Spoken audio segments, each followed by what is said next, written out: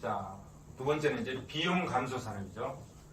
비용 감소 산업은 뭐죠? 비용 감소 산업이 뭘 비용 감소 산업이라고 하고 뭘 비용 증가 산업이라고 하냐. 자, 이렇게 보면 여기가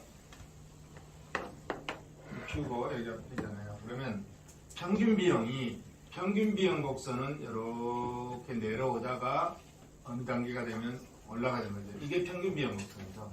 평균 비용 곡선. 한계 비용 곡선은 이 점이죠. 이 점을 하다가 이렇게 올라가는 게 한계 비용 곡선. 이게 이제 마지막 점이잖아요. 제일 밑에 바닥점이잖아요. 비용 감소 산업은 비용이 여기서 비용이라고 무슨 비용을 얘기하는 건가요? 평균 비용을 얘기하는 거예요. 평균 비용. 평균 비용 곡선이 이렇게 감소하는 거, 평균 비용이 감소하는 거. 왜? 가격이 떨어지잖아요. 감소하는 여기까지. 이 부분, 요것을 비용 감소 산업이라고 한다.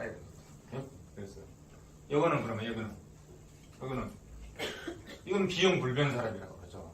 그죠? 여기는 올라가잖아요. 평균 비용이 올라가죠. 그래서 이거는 비용 증가 산업이라고 한다. 근데 굉장히 틀리죠, 성격이. 평균 비용 곡선에 이 평균 비용이 내려가느냐, 변동이 없느냐, 평균 비용이 올라가냐에 따라서 성격이 완전히 틀려지는 거죠. 완전히 틀려집니다. 근데 지금 우리가 보는 거는 비용 감소 산업이니까 이 부분을 보는 거예요. 여기서 보면 평균 비용 곡선이 내려가죠. 쭉 내려가죠. 여기까지 이제 끝까지 내려갔다. 이 끝까지 내려가면 거기를 한계 비용 곡선 치고 올라가겠죠. 올라간다. 자, 평균 비용 곡선이 이렇게 내려가는 이 부분 비용 감소 산업이다. 그러면 여기서 한계 비용 곡선 이러고, 자, A점.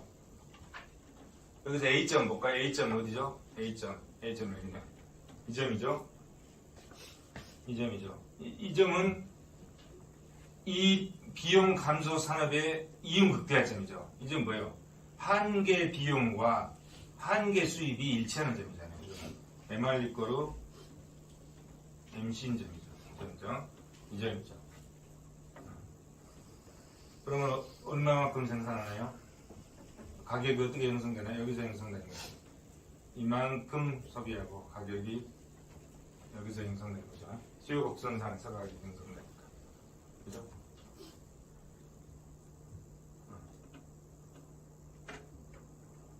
이윤극대화점. 독점기업이죠. 독점기업이죠. 독점기업이지. 그런데 이번 두 번째 사회적 최적 배분점 B점. 이 B점은 뭐냐면, 자, 이 B점은 한계 비용하고 수요 곡선이 일치했잖아요. 그럼 이건 뭐야? P는 이꼴 MC이죠. 이건 뭐죠? P는 이꼴 MC 조건이 뭐야? 이건 완전 경쟁이잖아요. 완전 경쟁이야. 완전 경쟁. MR 이꼴 MC 이건 독점이잖아요. 완전 경쟁. 가격과 한계 비용 같다. 가격은 수요 곡선상에서 형성되잖아요. 수요 곡선상에서. 그것이 한계 비용하고 일치하니까. 그러면 완전 경쟁이니까, 완전 경쟁은 뭐예요? 일반 경쟁 균형이잖아요. 일반 경쟁 균형이 달성된 점이죠. 이렇게, 이 점이잖아요. 그래서 어떻게 된다? 자원 배분이 효율적이다. 자원 배분이 효율적이다. 이 점이. 그래서 무슨 점이게? 사회적 최적 배분점이 되는 거죠. 왜? 효율성이 달성되어 있으니까. 이 점에서는. 그 다음에 시점은 이 점이잖아요. 시점은. 이 시점은 뭐예요? P는 이꼬르 A 시점이죠. 가격과 평균 비용이 일치하는 점이다. 이렇게 매출액과 수입과 지출이 일치하는 거죠. 수입과 지출이. 이 얘기는 뭔 얘기냐면, 수입은 이꼬르 수입 마이너스 비용은 0이다. 이런 손익분기점을 얘기하는 거예요. 손익분기점.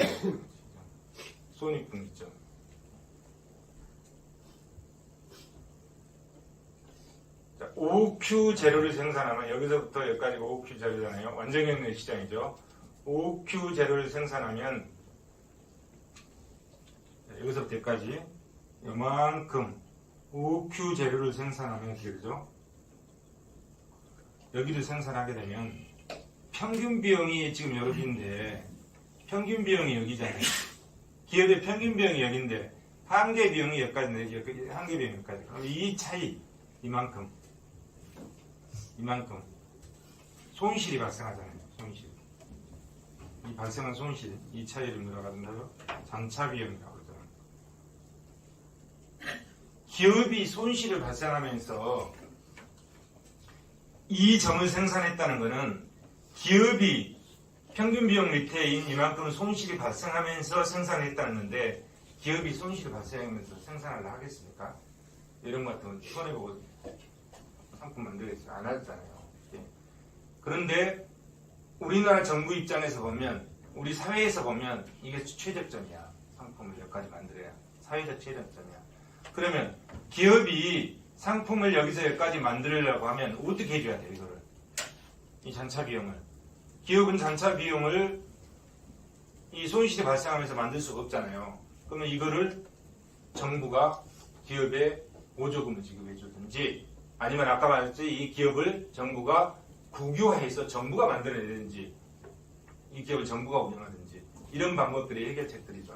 그런 것들이 해결책이다. 자, 만약에 OQ1을 생산한다면 여기서 여기까지 생산한다면 그건 이 점이니까 P는 그 손익분기점이잖아요.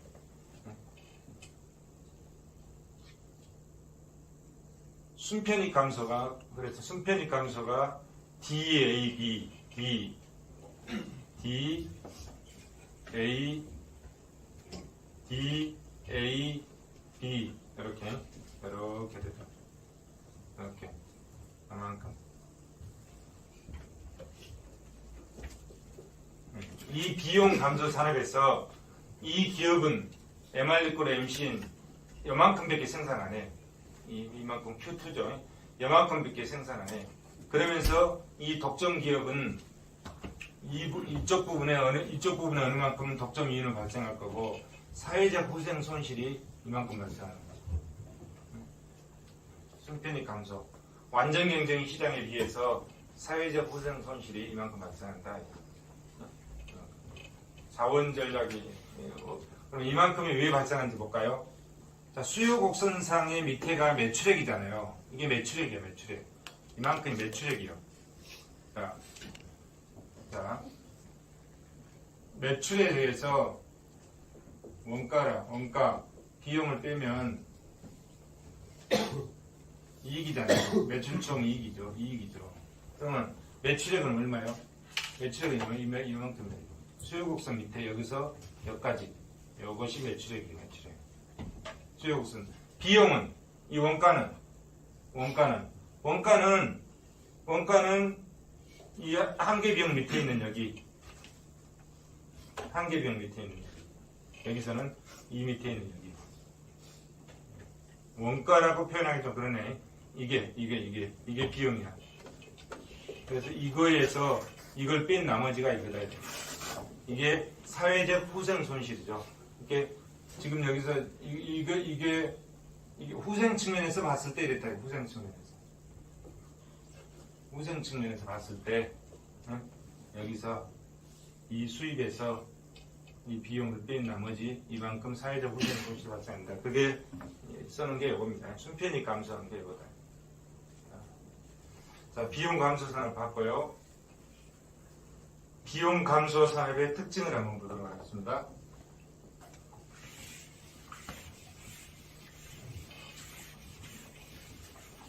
진즉 이거 걷어버리고 이렇게 할까? 또 222호는 이거 걷어버리고 합니다. 좋다고. 원래 이거 없으니까. 이거 쓸 필요도 없고요. 자, 비용 감소 산업의 특징. 자본재의 비분할성. 초기에 막대한 자본이 필요하다. 이러니까. 그래서 대기업이나 정부밖에 할 수 없는 거죠. 둘째, 규모의 경제로 자금력 취약 시 진입장벽에 직면한다. 세 번째, 평균 비용 곡선이 한계 비용 곡선의 상방에 일치한다. 그죠? 평균 비용 곡선이 한계 비용 곡선의 위에 위치한다. 이런 얘기죠.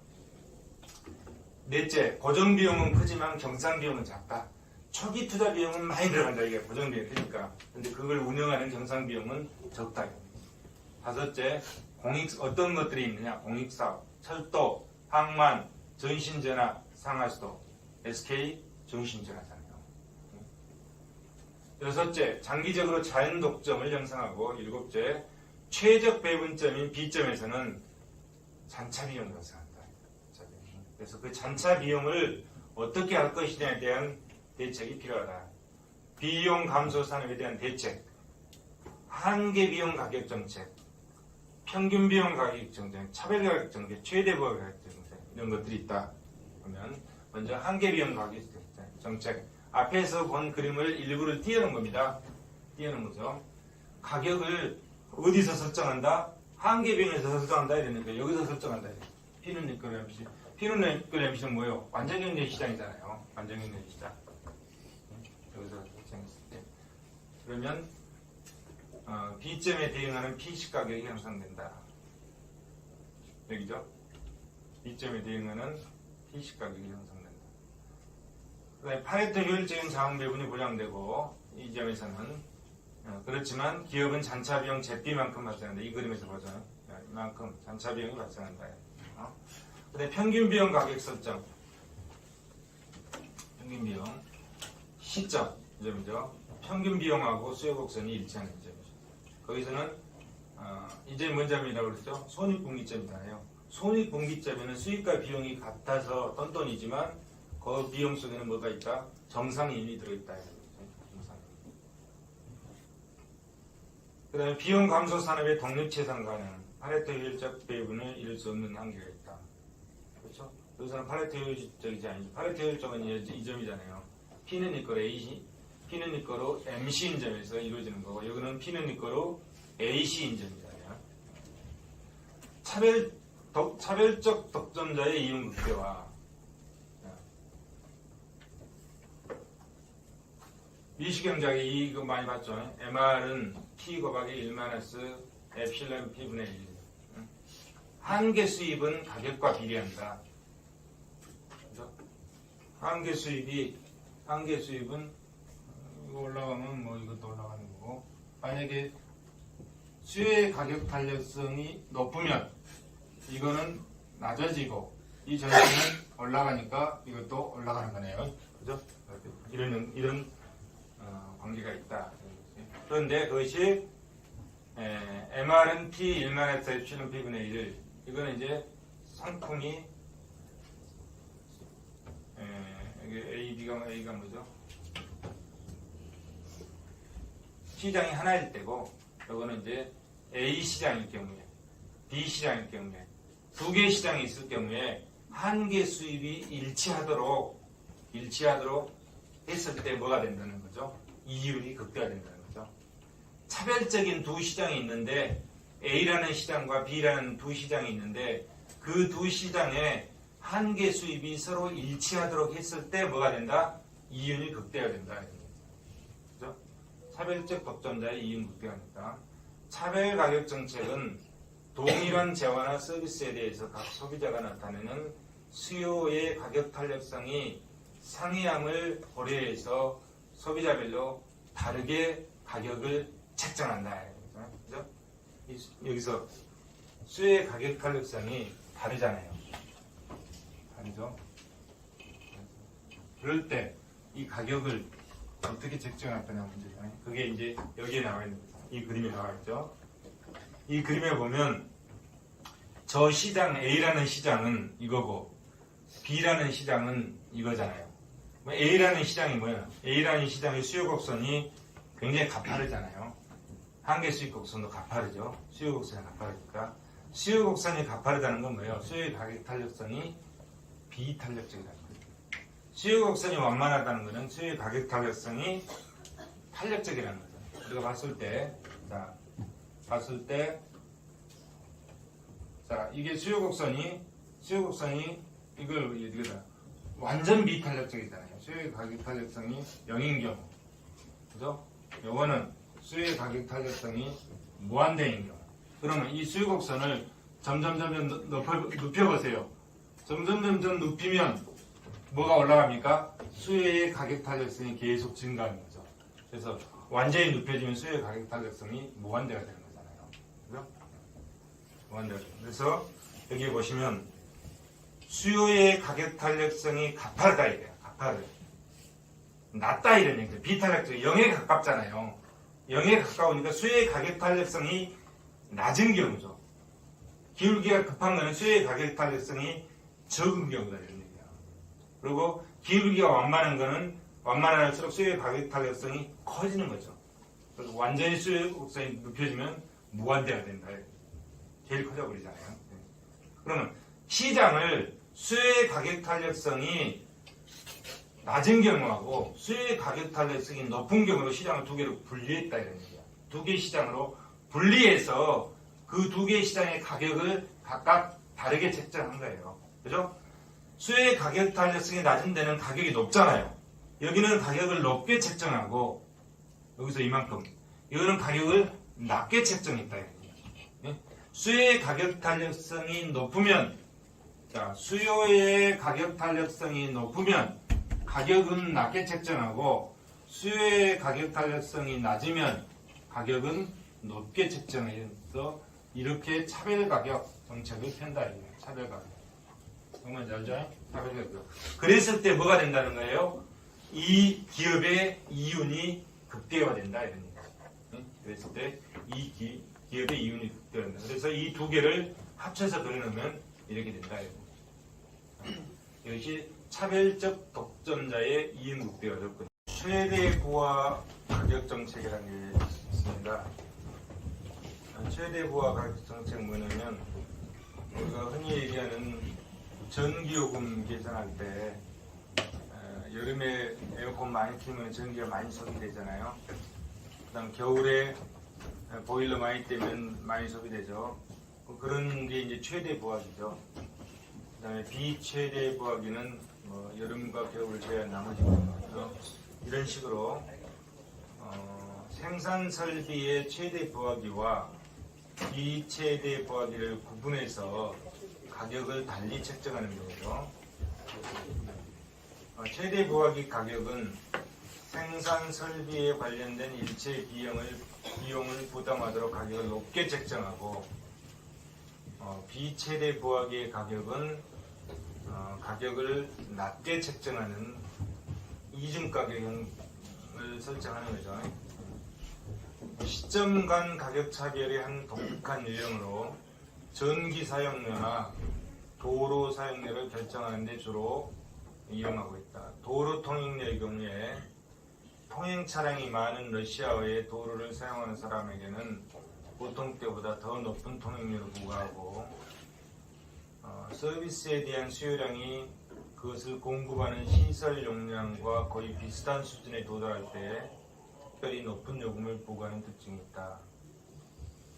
이처럼 가격을 최대 부하기하고 비최대 부하기로 나눠서 측정하는 경우가 있습니다. 위험과 불확실성에 대해서 보겠습니다. 위험과 불확실성도 시장 실패의 요인이 되죠. 완전경제 시장은 위험과 불확실성이 없잖아요. 그런데 현실의 시장은 위험과 불확실성이 항상 뒤따라 있어서 시장 실패가 일어난다. 그럼 위험이 뭐고 불확실성이 뭔지 그 개념적인 차이를 한번 살펴보도록 하겠습니다. 위험은 확률적으로는 좀 확률 분포 정도는 알 수 있다 이런 얘기죠. 확률 분포. 근데 불확실성은 그 확률 분포도 알 수 없는 것. 이런 경우를 불확실성이라고 합니다. 위험은 그 사건이 발생할 수 있는 확률 분포 정도는 알 수 있다 이런 얘기죠. 선물 시장과 옵션 시장, 조건부 시장이 있는데 선물 시장은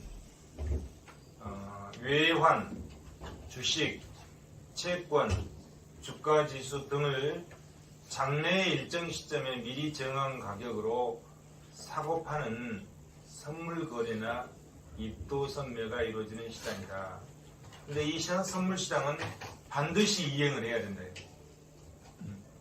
미래 일정 시점에 가격을 정해놓고 그 가격을 미리 정해놓은 거잖아요. 미리 정해놓은데 그때 가서 가격이 오를 수도 있고 내릴 수도 있잖아요. 그죠?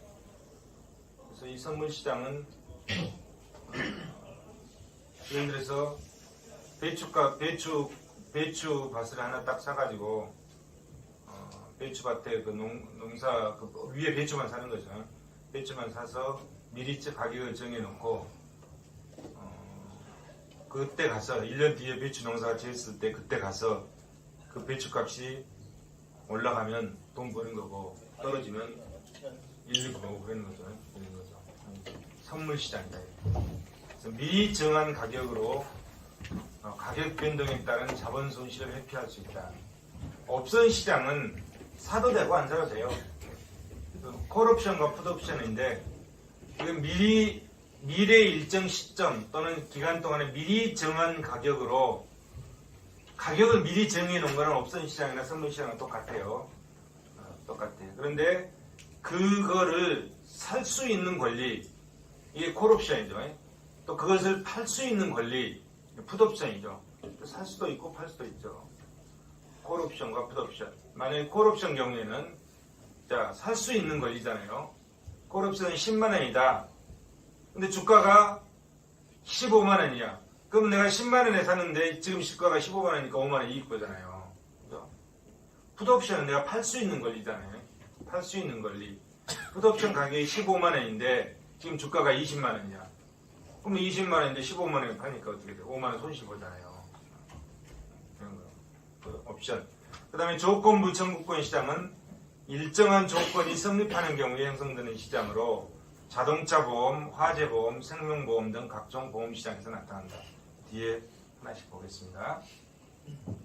이 위험과 불확실성에 대해서 에로우는 완전한 시장을 상정을 했는데 이러한 조건이 충족되면 시장이 완전해질 수 있다. 이렇게 말하는데 어떤 것들이 있는가 봅시다. 에로우의 완전한 시장. 위험과 불확실성이 있더라도 일정한 조건이 성립되면 파레토 효율적인 자원 배분이 달성된다는 것을 증명했다. 위험과 불확실성이 존재할 때 발생할 수 있는 모든 상황을 반영한 완전한 시장이 개설될 수 있다면 효율적인 자원 배분이 달성됐다. 현실 시장은 완전하지 못하는데 여기 위험과 불확실성이 존재할 때 그것이 발생할 수 있는 모든 상황을 다 반영해서 완전한 시장을 만들어 놨다면 어떻게 된다는 거죠? 자원 배분이 효율적으로 된다 이런 얘기죠. 그런데 어떻다는 거죠? 그 조건 완전한 시장이 형성되지 못하더라 이런 얘기죠. 못하는 경우가 있더라 이런 얘기죠. 이런 조건을 갖추면 그 시장이 완전한 시장이라고 할 수 있지만 그래서 자원 배분이 효율적으로 이루어진다고 할 수 있지만 그럼에도 불구하고 완전한 시장이 형성되지 못하는 경우가 두 가지가 있더라. 그 한 가지는 비용이 수입보다 큰 거죠. 거래 비용이 이득보다 훨씬 커. 누가 그거 하려고 하겠어요. 그래서 이런 경우에는 시장이 개설되지 않는다. 두 번째는 시장에 정보의 비대칭이 존재할 때 또 이게 안 먹히더라. 시장에 정보의 비대칭이. 시장의 개설은 가능할지라도 이렇게 완전한 시장의 개설이 가능할지라도 정보를 더 많이 가진 경제 주체에 의해서 시장 상황이 좌우돼 버리면 완전한 시장이 개설되지 못하더라 이거죠. 그럼 이 정보의 비대칭이 뭐냐? 정보의 비대칭이 한쪽만 알고 있는 거죠. 그죠? 나에 대한 정보는 누가 제일 잘합니까? 내가 제일 잘 알고 있는 거죠. 그죠? 나에 대한. 정부에서 나한테 세금을 매기려면 국세청은 나를 조사를 해서 이것도 조사하고 저것도 조사하고 해야 되지만 나는 나의 정보를 다 알고 있잖아요. 그래서 나에게 세금을 매기고자 하는 정부, 국세청은 정보가 비대칭으로 되어 있다. 나는 많이 가지고 있고 저쪽은 정보가 적다. 이렇게 되어 있잖아요. 자동차, 내가 중고 자동차를 살려고 하는데 중고차를 팔고자 하는 사람은 그 차를 오랫동안 운전하기 때문에 어디가 고장이 있고 어디가 있는 거 다 알 거 아니에요. 근데 사고자 하는 사람 잘 모르잖아요. 그죠? 팔고자 하는 사람 또는 중고차 시장의 종업원들 이런 사람은 정보를 그 중고차에 대한 정보를 많이 가지고 있고 시장에서 사고자 하는 사람들은 정보가 부족하다. 이렇게 정보의 비대칭입니다. 정보의 비대칭. 그래서 보험시장도 마찬가지죠. 보험시장은 수요자가 공급자보다 더 많은 정보를 가지고 있다. 그죠? 보험을 들고자 하는 수요자가. 인력시장과 중고차 시장은 공급자가 더 많이 가지고 있다. 정보의 비대칭은 가격기구의 효율적인 작동을 반영해야 한다. 정보의 비대칭에 기인해서 도덕적 해이와 역선택이 초래할 수 있다. 현실의 시장 실패. 현실적으로 완전한 시장을 개설하는 데는 많은 장애가 존재하므로 위험과 불확실성은 시장 실패의 원인이다. 정보의 비대칭으로 인해서 도덕적 해이가 발생하고 사회후생 극대화가 이루어지지 않는 시장 실패가 일어날 수 있다. 뒤에 또 자세히 나옵니다. 그러면 여기서 이제 도덕적 해이. 정보가 비대칭적인 상황에서 특정한 경제 주체의 도덕성이 예상과 다르게 양상을 보인다. 이런 경우, 화재보험, 실업보험. 우리가 한번 생각을 해봅시다. 요건 지금 사적시장이잖아요. 사적시장. 요건 지금 사적시장이죠. 자, 이게 사적시장이에요. 민간시장이잖아요. 민간 부분. 민간 부분이라고도 부문. 이거는 공공부문. 공적시장이죠. 공적시장이죠. 자, 이 민간 부분에서는, 이 시장에서는, 이 민간 부분에서는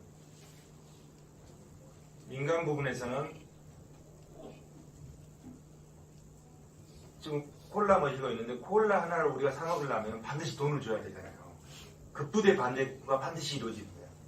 민간 시장에서는 급부대 반대급부가. 뭘 하려고 하면은 누군가의 이익은 누군가의 손실이야. 민간 시장에서는. 그게 금방 나타나요. 그러다 보니까 손해를 본 사람은 주먹으로 팰 수 없으니까 이제 민사법정에 소송을 제기하는 거죠. 그래서 법정에서 해결해 주잖아요. 근데 이 공공부분은 누가 이익을 취해가도 손실을 공공부분의 이익을 취해가면 내가 공공부분의 이익을 취해갔다. 그럼 나는 이익자지만 손실을 보는 사람 누구죠? 공공부분이고 정부잖아요. 잘 느끼지를 못해. 감지를 못해요. 감지를 못해요. 그걸 이제 저 뒤에 나오는 환경정책에서 그게 공유지의 비극이라는 이론으로 학자가 이제 설명을 하고 있어요. 예를 들어서 우리 동네의 뒷동산에 송아지를 마을 사람들이 한 마리씩 놓아서 키우고 무한히 놓아서 키울 수도 있어. 근데 송아지가 적정 마리수면은 그 풀이 적정하게 있어서 살도 찌고 최적화될 텐데 너도 나도 각 가정마다 송아지 몇 마리씩 가다가 풀어나고 그러면 풀이 고갈돼가지고 오히려 후생이 더 줄어들어 본다. 이게 공유지의 비극이야. 서해 바다에 고기가 잘 많이 있어. 그래서 가서 적정하게 고기를 잡으면 또 그 고기가 치어를 낳고 또 이렇게 큰 물고기가 되고 이렇게 해서 수입이 최적화되는데 가서 그냥 너나 없이 쌍끌어 바닷가에 다 끌어버리면 종자까지 다 끌어버리면 자원이 고갈되잖아요. 응? 이런 것들. 그거는 왜 그러죠? 주인이 없으니까 그래요. 주인이 없으니까. 그래서 그걸 공유지의 비극이라고 하거든요. 그래서 공적 시장에서는 누가 뭘 해 가도 잘 나타나지가 않아요. 그러니까 알 수도 없어. 그러다 보니까 사적 시장에서는 도둑질하면 반드시 잡히지만 공적 시장에서는 도둑질하면 잘 안 잡혀요. 시비 거는 사람 별로 없으니까. 근데 주로 공적 시장의 도둑질은 누가 하냐면은 관료가 하죠. 관료들이 할 수 있는 거예요. 왜냐하면 정보를 민간인은 전혀 갖고 있지 않으니까 접근 자체, 도둑질 자체를 할 수가 없어. 근데 공적 시장에서는 관료나 정치인들이 그 공적인 이익을 갖다가 사적 이익으로 치우는 경우들이 많이 있죠. 많이 있는 게 아니라 가끔 있죠. 많이 있다고 하면 내가 잘못된 거고 가끔 있죠. 요즘 지금 문제가 되는 경우 있잖아요. 내가 여담으로 옛날 중국의 삼국시대에 저조라는 사람이 있었어요. 잘 알죠? 저조. 또 누구 있었죠? 위나라의 저조, 어나라의 성관, 청나라의 유비. 그래서 삼국 아니요. 중국에서 온 학생 그 사람은. 근데 거기에 저조의 아들들이 3명 있었는데 범부인의 아들이 3명이고 작은 부인의 아들이 한 명 있었어. 너무 똑똑한 거야. 그 배다른 동생이 너무 똑똑한 거야. 그래서 저조의 아들 중에 조비가 야, 저 이복 동생 저놈이 있으면 내가 후계자가 안 되는 겁니다. 그래서 죽여버려. 너무 똑똑하니까 죽여. 어떻게 죽이냐면 뱀에 물려서 죽였어. 그래가지고 소문을 어떻게 내냐면 독지에 물려서 죽였다 이렇게 소문을 내요. 뱀을 풀어놔가지고 뱀에 물려 죽었는데 독지에 물려 죽였다고 소문을 내요. 그리고는 자기도 독지에 물려요. 그러니까 막 온몸에 독지에 물린 증상이 막 나타나지. 근데 독지에 물리면 별로 안 죽거든. 그러니까 안 죽은 독지에 자기도 물려서 나도 피해자다 이렇게 주장을 하는 거야. 근데 자기는 자기 동생을 뱀을 거기다 풀어가지고 뱀에 물려서 죽었고 자기는 안 죽을 만큼 독지에 물리면 안 죽으니까 안 죽을 만큼 해서 나도 독지에 이렇게 물렸다. 근데 내 동생은 어리니까 뱀에 물려서 그냥 죽어버렸다 이렇게 이제 변명을 하는 거죠. 이제 사람들이 다 이제 그래. 이제 그 밑에 신하들 중에 이제 한 사람이 조비인 것 같습니다. 동생을 죽인 게. 그러니까 이제 저조가 아버지 입장에 이제 얼마나 마음이 아프겠어요. 죽은 놈도 내 아들이고 조비도 내 아들인데 그래서 불러다가 이제 묻는 거죠. 물어봐. 네가 죽였냐? 그렇지. 바른 대로 되라. 그럼 내가 용서해 주겠다. 그렇지. 고민스럽잖아요. 근데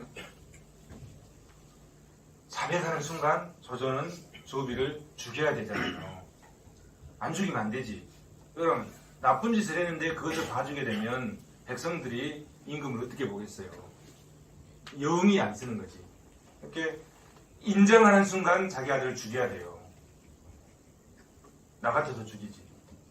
인정하면.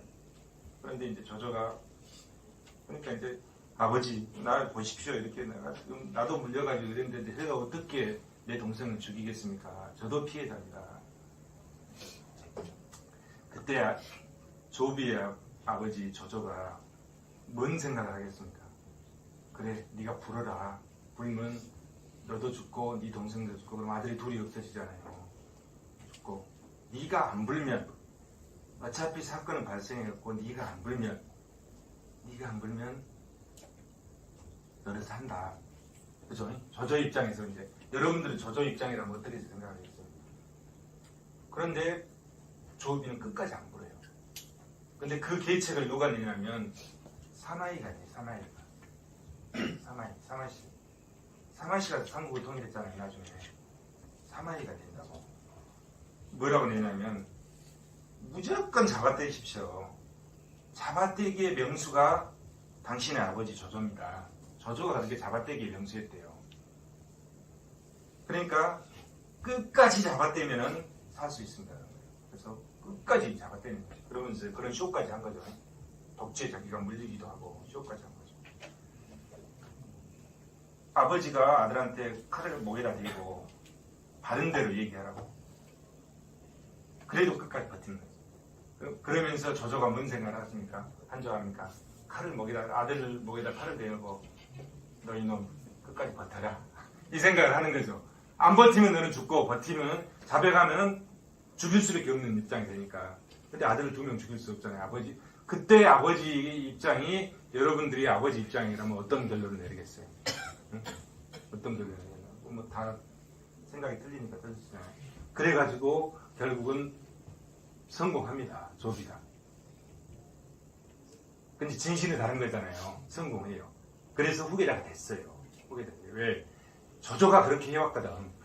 자기 아버지가 그것을 사마이가 저조 옆에서 쳐다보고 수십 년 동안 지켜봤잖아요. 그러면서 그 계책을 이제 조비한테 가요. 근데 사마이는 그것을 조비한테 그 계책을 내주면서 뭔 생각을 했을까요? 나는 너희들을 다 제패하고 우리 사마씨가 삼국을 통일하겠다 이 생각을 했겠지. 반드시 했지. 그리고 결국은 조비를 후계자로 만들고 조비가 그렇게 죄를 짓고 후계자가 되고 하면 제대로 정치를 못하는가 봐요. 응? 그 사람의 양심이라는 게 있잖아요. 그 정치를 제대로 못하게 되는 거죠. 못하게 되니까 결국은 조비가 제대로 위나라를 이끌지 못해서 결정적인 순간에 조비한테 또 왕이 조비 아들한테 넘어갔었죠. 결정적인 순간에 사마이가 쿠데타를 일으켜가지고 다 잡아버리잖아요. 그래서 결국은 위나라 누가 먹었습니까? 사마이가 먹었습니다. 조조가 먹은 게 아니라 사마이가 먹고 사마이 손재 사마엠이 삼국을 통일한 거예요. 근데 가만히 생각해보세요. 그러면은 사마귀가 앞에 있으면 그 사마귀 뒤에 다른 사마귀가 있고 또 그 뒤에 뭐가 있고 다 앞에 놈을 먹으려고 하잖아요. 앞에는 제일 앞에는 누가 있었죠? 조조가 있었지. 제일 뒤에는 누가 있었죠? 사마이가 있었잖아요. 사마이가. 근데 결국은 사마이 먹었는데 사마이의 아들 손주 사마엠이 삼국을 통일했지만 몇 년 못 가고 또 다 5, 16분이나 돼버리잖아요. 제가 왜 이런 얘기를 하냐면 요즘 대한민국에도 그런 경우가 있는 것 같아요. 정말 공적시장에 도둑질을 하고 공적시장에 제3자에게 공익을 훼손해서 사익으로 몰아주고 그것을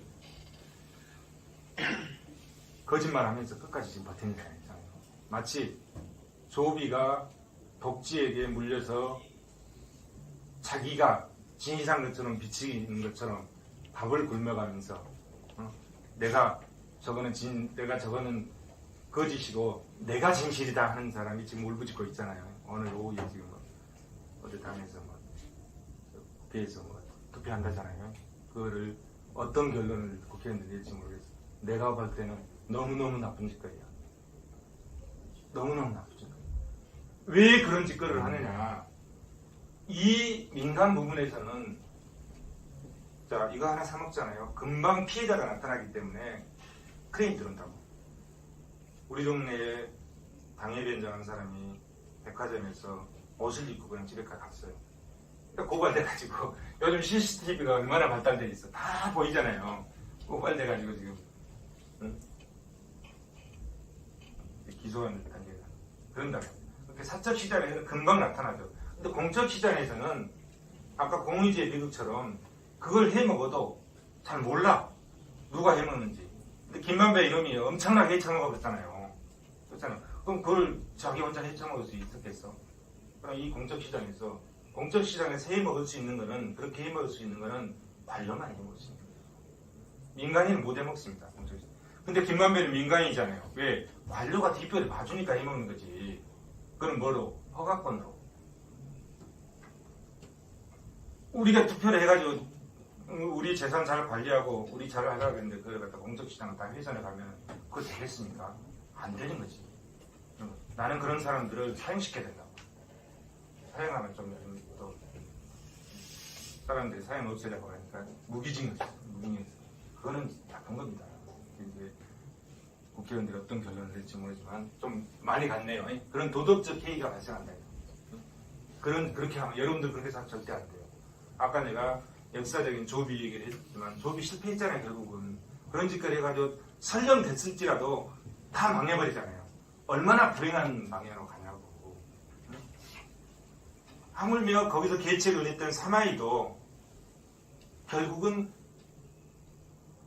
그 대가 몇 년 못 가고 망하잖아요. 사마씨도 망했습니다. 망하고 또 분열이 됐잖아요. 그래서 삼국시대 끝나고 나서 우리 진시황이 통일하고 그 다음에 속한이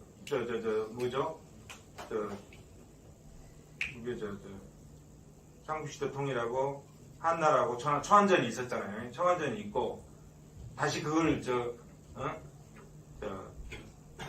한나라가 가다가 삼국시대가 나왔잖아요.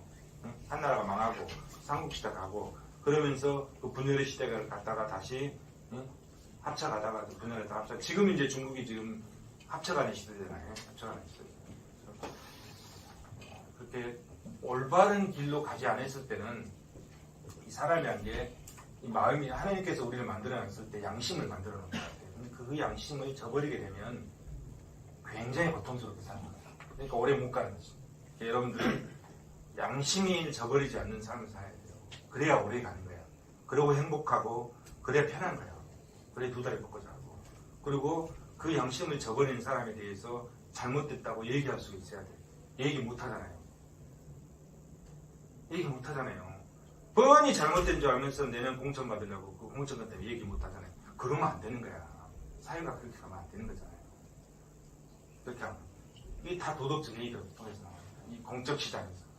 민간 시장은 그러지 않습니다. 민간 시장 금방금방 정리가 돼요. 공적 시장은 주인이 없다 보니까 그런 현상들이 많이 나오게 되고 그런 유혹이 엄청나게 와 닿는 거지. 엄청나게 와 닿는 거죠. 도덕적인 역선택. 넘어갑니다. 여담을 있으니까 넘어갑니다.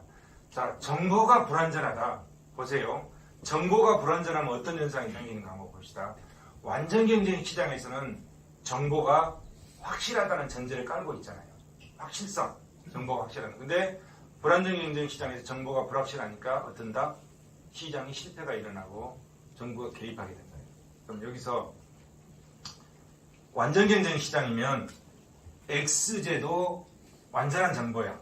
X제에 대해서 완전한 정보를 가지고 있고 Y제에 대해서도 완전한 정보를 가지고 있어. 그러면 그 예산선이 이렇게 되는 거죠. 예산선이 이렇게 되는 거죠. 여기에 무차별 곡선이 이렇게 적어잖아요. 나의 무차별 곡선 적에서 이 점에서 이게 자꾸 왜 흔들리지? 이 점에서 균형이 이루어지잖아요. 그러면 어떻게 됩니까? 이 점에서 균형이 이루어지니까 X제, 쌀은 이만큼 소비하고 옷은 이만큼 소비하다. 그런데 지금 여기서 이제 X제에 대해서는 정보가 완전한데 Y제에 대해서 정보가 불완전해. 그러니까 예산선이 어떻게 바뀌냐면 이렇게 바뀌는 거죠. 예산선이 이렇게 바뀐 거예요. X제는 정보가 완전하니까 그대로 있잖아요. 그대로죠. Y제는 정보가 불완전하니까 예산 집합이 안쪽으로 들어온다. 여기에 무차별 곡선이 여기. 그럼 어떤 현상이 생겼습니까? 여기서 균형이 이루니까 이렇게 되죠. X제는 늘어나고 Y제는 대폭 줄었잖아요.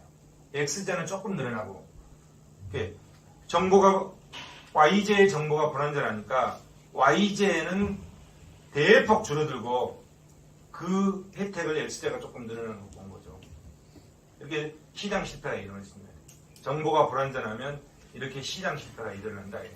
그래서 불완전한 정보가 시장 실패를 초래하는 이유에 대해서 여기서 설명해 주고 있습니다. 참고하시고요. 불완전한 정보에 대한 대책. 자, 그럼 불완전한 정보에 대한 대책이 이렇게 있는데, 자, 첫째, 정보는 다수에게 편익을 제공한다. 그에 대한 대가를 지불하지 않는 다수의 무임승차가 발생할 수 있다. 정보는 공공재적 성격을 가지고 있다. 정부에서 정부예요. 정보가 돈이잖아요. 정보가 돈인데 정보를 주려고 하겠어요, 사람들이. 민간 시장에서는 정보가 돈이기 때문에 정보를 잘 안 줍니다. 그래서 그 정보를 가지고 있는 사람이 돈을 벌게 돼 있어요. 정보를 가지고 있는 사람이 요즘 얘기한 뭐죠? 클라우드에 모든 소비자의 우리나라의 5천만 정보를 다 가지고 있다. 그 사람은 떼돈 버는 거예요. 떼돈 버는 거예요. 민간이 가지고 있다.